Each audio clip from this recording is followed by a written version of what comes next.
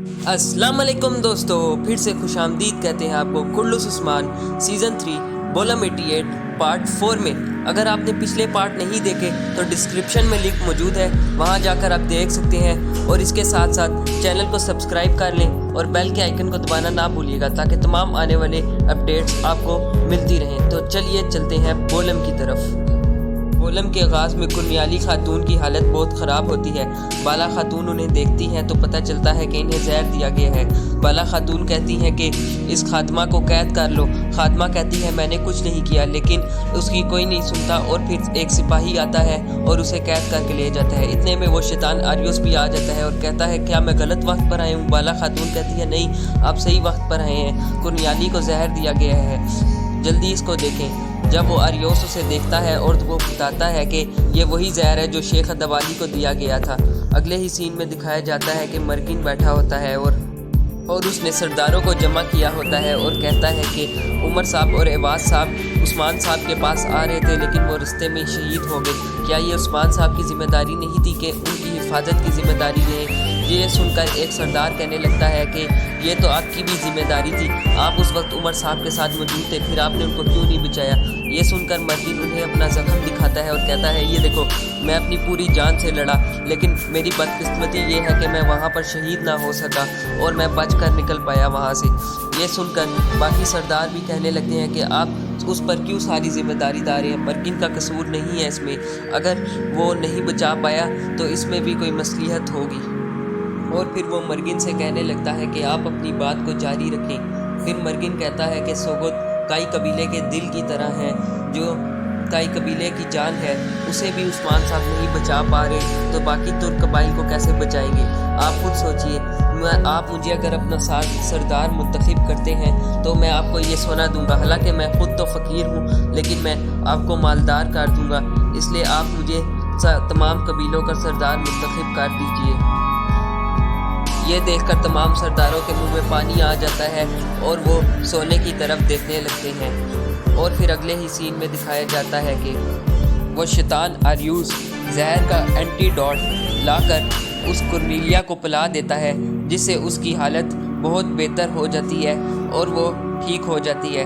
ये देखकर बाला खातून उस शैतान का शुक्रिया अदा करती है। सलजान खातून भी कहती है आपको ऐसे कामों में बहुत महारत हासिल है, आपका बहुत शुक्रिया। ये सुनकर वो शैतान कहता है ये तो मेरा फ़र्ज़ था, इसमें शुक्रिया की कोई बात नहीं। बाला खातून उससे कहने लगती है कि आप आज रात हमारे कबीले ही रुकें, हमारे साथ खाना खा कर जाइएगा। इतने में उस्मान साहब भी खैमे में आ जाते हैं और वो भी आकर शैतान आरियोस का शुक्रिया अदा करने लग जाते हैं और फिर उसको बार बार शुक्रिया अदा करते हैं। आरियोस उस्मान साहब जानना चाहते थे कि ये वही आरियोस तो नहीं जो मुझसे जंगल में मिला था, इसलिए वो बार बार उसके जहाँ पर वार किया था उस्मान साहब ने वहाँ पर हाथ रखते हैं और साथ साथ उसका शुक्रिया अदा करते हैं। लेकिन आरियोस जाहिर नहीं होने देता कि मुझे कोई ज़ख्म है, जिससे उस्मान साहब को ये पता नहीं लग पाता कि आरियोस ही था वो जो जंगल में उस्मान साहब पर हमला करने आया था। लेकिन उस्मान साहब अपनी बहुत कोशिश करते हैं, फिर भी वो जाहिर नहीं होने देता और वो कहता है कि मुझे और भी काम है, अब मैं यहाँ से चलता हूँ। उस्मान साहब भी कहते हैं ठीक है, जैसा आप चाहें। वो उस्मान साहब का शुक्रिया अदा करता है और वहाँ से चला जाता है। और अगले ही सीन में दिखाया जाता है कि उस्मान साहब सलजान खातून और बाला खातून आइगुल के साथ खड़े होते हैं और उस्मान साहब कहते हैं कि जहरा का जहर वाले मामले में कोई ताल्लुक है कि नहीं। ये सुनकर बाला खातून कहती हैं मुझे तो पहले कुर्नियाली पर शक था, लेकिन अब वो दूर हो गया, वो इसलिए कि कोई ख़ुद को भी जहर दे सकता है क्या? उस्मान साहब ये सुनकर कहते हैं कि कुर्नियाली नहीं, आप क्या कहती हैं सलजान खातून, ये कौन होगा? सलजान खातून कहती हैं कि मुझे तो अभी भी कुर्नियाली पर ही शक है कि वो ऐसा कर सकती है। उस्मान साहब आगे से कहते हैं इब्राहीम का एक ही जगह पर 2 बार अचानक आ जाना और जहर का उनको पिलाकर ठीक कर देना, क्या ये इत्तेफाक है? ये ज़रूर कोई ऐसा माजरा है जिसको समझने से हम कासिर हैं। सलजान खातून कहती हैं अगर इन सब में ये इब्राहीम और मर्गिन वगैरह मुलव्विस हैं तो तुमने गुंडूस को क्यों निकाला? वो एमी बीच में मारा गया। उस्मान साहब कहते हैं कि गुंडू साहब को कुछ नहीं हुआ, गुंडू साहब को मैंने अपने पास रखा हुआ है हरमन काया किले में, वो और आयशा खातून बिल्कुल सही सलामत है। ये सुनकर सलजान खातून चौंक जाती हैं और वो बहुत खुश होती हैं। उस्मान साहब बाला से कहते हैं कि तुम ज़हरा से जहर के मामले में बात उगलवाने की कोशिश करो और कुनियाली पर भी सख्त नज़रें रखो।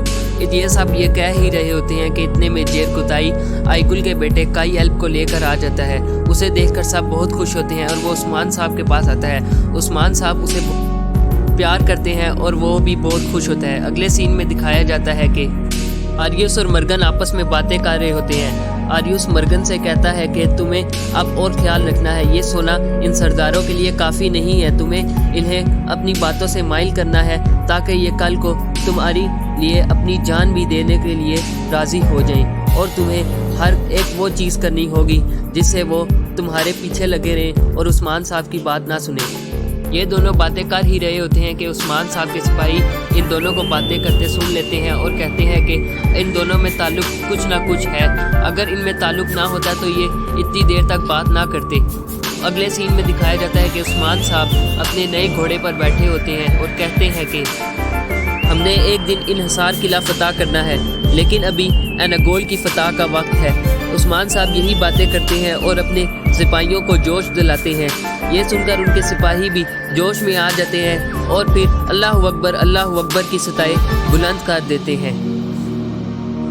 अगले सीन में मर्गिन ने सरदारों को जमा किया होता है और कहता है कि मुझे यकीन है कि तुम लोग मुझे ही सरदार बनाओगे, क्योंकि एवाज बे और उमर बे का और कोई हरीफ नहीं है, तो इन मुतलका कबीलों का मुझे ही सरदार बनना चाहिए।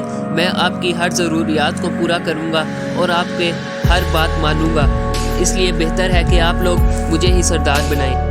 एक सरदार कहते हैं कि क्योंकि मलूल खातून के शोहर उस्मान साहब हैं, इसलिए उस्मान साहब को ही इन मुतलका कबीलों का सरदार होना चाहिए।